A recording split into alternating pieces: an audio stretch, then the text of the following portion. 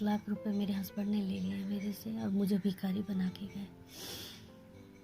मैं बेटे के सामने मैं नहीं रो सकती हूँ, क्या बताऊँ बोलिए। बस इसके लिए मैंने बहुत बार सोचा था कि सुसाइड कर लूँ। हेलो फ्रेंड्स, आप लोग कैसे हो? मैं भी ठीक हूँ।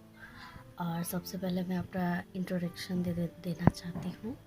मेरा नाम रूमा है और मैं एक सिंगल मदर हूँ जो अपने बेटे के साथ कोलकाता में अकेली रहती हूँ। मेरे कोई दोस्त नहीं है, भाई बहन नहीं है सभी, लेकिन एक ये होता है ना, जब पेरेंट्स नहीं रहते हैं, यानी जिनके पेरेंट्स नहीं रहते। मेरे मम्मी पापा दोनों एक्सपायर हो गए हैं, तो उस रीमैरिज था, तो जिसकी वजह से ये फर्स्ट मेरे मैरिज अनसक्सेस हो चुका है और कुछ दहेज की वजह से हुआ था। और ये वाला मैरिज मेरा इसलिए नहीं चला, ये वाला मैरिज मेरा 1 साल भी नहीं चला, क्योंकि उन लोगों को मेरे बेटे से प्रॉब्लम थी। पहले मेरे बेटे से कोई प्रॉब्लम नहीं थी, जिसके लिए मैंने शादी से हाँ किया था, लेकिन बाद में उन लोगों को मेरे बेटे से प्रॉब्लम करनी चाहिए, लेकिन मेरे साथ कोई नहीं है। मैं किसके साथ बात करूं?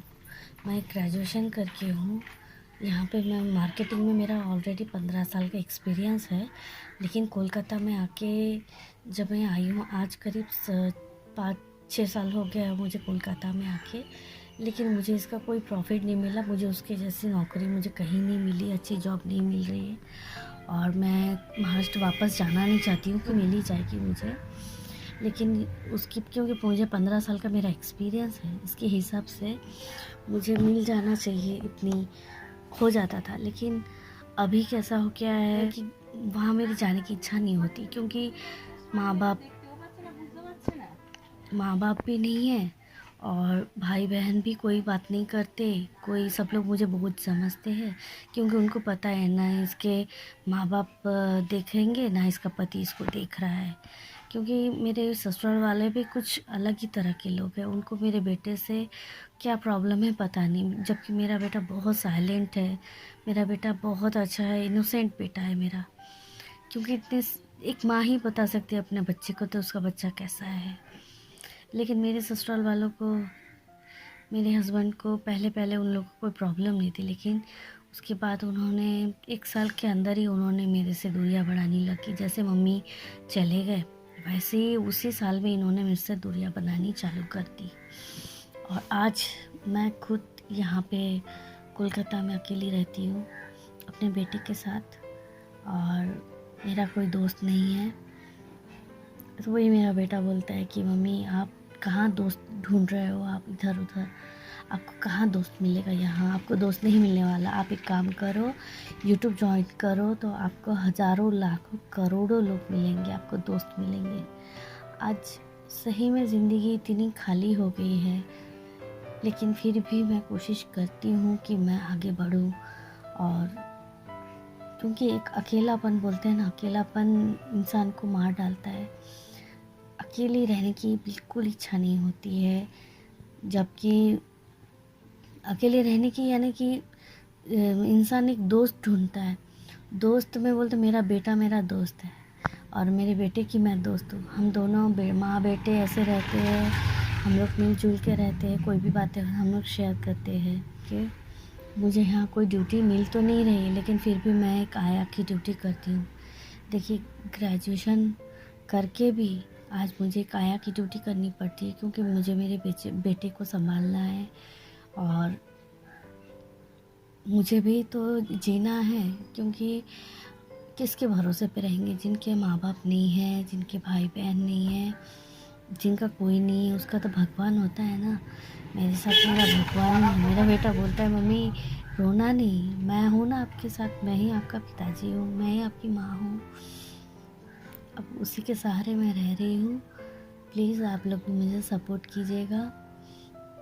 अगर मेरा व्लॉग अच्छा होता है तो प्लीज़ मुझे सब्सक्राइब कीजिएगा, क्योंकि मुझे आप लोगों की दोस्ती की, आप लोगों की बहुत ज़रूरत है, एक परिवार की ज़रूरत है। क्योंकि मैं सुसाइड नहीं कर सकती, लेकिन ऐसा हाल बीच में हो गया था कि जब मेरे मम्मी चले गए थे, मेरी मम्मी के साथ मेरा 10 घंटे मैं फ़ोन पर बात करती थी। वो इंसान चली गई तो वो जगह पूरी खाली है, क्योंकि मेरे हस्बैंड ने कभी वो जगह लेने की नहीं की, क्योंकि वो कभी ले नहीं सकते, कभी वो ले नहीं सकते, क्योंकि उनके दिल में हमारे लिए प्यार था ही नहीं। उनके दिल में इतना ही था कि सारे पैसे मेरे हस्बैंड ने ले लिए, मेरे हस्बैंड ने ले लिए मेरे से, और मुझे भिखारी बना के गए। मैं बेटे के सामने मैं नहीं रो सकती हूँ, क्या बताऊँ बोलिए। बस इसके लिए मैंने बहुत बार सोचा था कि सुसाइड कर लूँ, फिर नहीं, मैं चली जाऊँगी तो मेरे बेटे को कौन देखेगा। फिर मुझे ट्यूमर भी था, तो अभी करीब 7-8 महीने हुए मेरा ऑपरेशन हुआ है, अच्छे से हुआ है। अभी मैं थोड़ी ठीक हूँ, थोड़ी की बहुत ठीक हूँ। फिर भी मैं काम ऑलरेडी ज्वाइन कर लिया है मैंने, करीब ऑपरेशन होने के 2 महीने बाद से मैंने काम ज्वाइन कर लिया, क्योंकि काम नहीं करूँगी तो खाऊंगी क्या। काम कर रही हूँ, रह रहे हम लोग माँ बेटे मिलजुल के रह रहे हैं, साथ में रहेंगे तो बिल्कुल मैं ऐसे छोटा छोटा ब्लॉग आप लोगों से बात करती हूँ, क्योंकि टाइम बिल्कुल नहीं रहता है। सुबह मुझे करीब 6 बजे घर से निकलना पड़ता है, तो मुझे 4 बजे घर उठ के 3:30-4 बजे उठ के मुझे पूरा घर के काम करके निकलना पड़ता है, इसलिए मैं काम के आप लोगों को डेली ब्लॉग नहीं दिखा सकती हूँ। बस बात कर सकती हूँ आप लोगों के साथ जितने जब मिलेगा मुझे टाइम। तो डेंगू हुआ है, तो इसीलिए मैं ये मेरा डेंगू ब्लॉग ही बना लूँगी कि मुझे डेंगू हुआ था और मेरा पॉजिटिव ये आया था, और अब घर पे हूँ, क्योंकि फीवर कम हो गया है, लेकिन बॉडी पेन बहुत हो रहा है। रहेंगे सब लोग, बात करेंगे। इस तरह से मैं अगर अपना माइंड डिवाइड करना चाहती हूँ थोड़ा सा, क्योंकि ज़िंदगी में एक दोस्त की कमी हरदम खलती है, और मैंने अपने सारे दोस्तों को छोड़ के आ गई हूँ महाराष्ट्र में। कोलकाता में मैंने किसी पे भरोसा नहीं किया है, और मैं नहीं करती हूँ। एक जन है कोलकाता में जो मेरी बेस्ट फ्रेंड है, पर वो भी बहुत बिजी रहती है, लेकिन उसके सिवा मेरा तो कोई है नहीं। और एक दीदी है मेरी जो बॉम्बे में रहती है, वो भी मेरे लिए बहुत स्पेशल है। और ये दो जन ही में से, लेकिन फिर भी इन लोगों की लाइफ बहुत बिजी है। इन लोगों को शायद 8-10 दिन में एक बार अगर उनका फ़ोन आया तो आया, मैं करी तो फ़ोन उन लोग रिसीव नहीं करते, दोनों भी बिज़ी है बहुत। एक नर्स है और एक एडवोकेट है, तो इसी वजह से उन लोग भी बिज़ी रहते अपने लाइफ में। हम लोग की बातें भी नहीं होती है। हाँ, कभी अगर मिलते हैं तो कभी मिलते हैं बोले तो आज हम दीदी के, बॉम्बे वाली दीदी के साथ करीब 8-10 साल हो गया मुलाकात नहीं हुई, सिर्फ वीडियो कॉल पे बात होती है। तो भी मेरा फ़ोन ख़राब है, बैक कैमरा मेरा अच्छा है, फ्रंट कैमरा ख़राब है, तो वो मुझे देखती है तो मैं उनको नहीं देख पाती हूँ।